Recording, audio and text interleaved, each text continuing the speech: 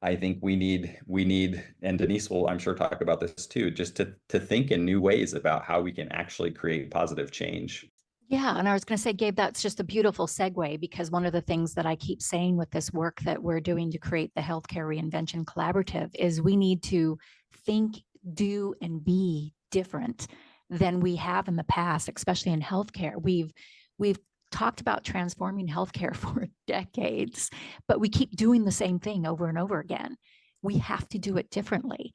And so that's why the impact networks. So I think, Kim, if you'll allow me, what I would love to share is why I'm so 100% my efforts are going towards this creation of HRC and an impact network.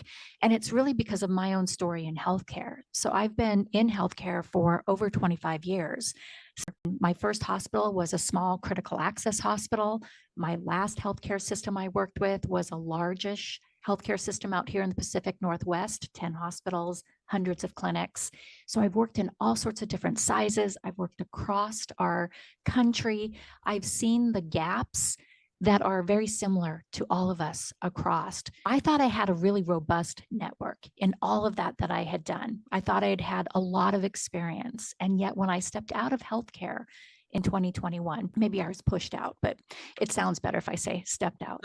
But when I stepped out of healthcare and I decided that what the work I wanted to do was to reach a hand in to help those who are in healthcare, my network grew significantly. Not just look at my LinkedIn connections, you see connections. That's not my network. My network are those people who I've met, such as you and Gabe, who I've developed relationships with and who have connected me with other people.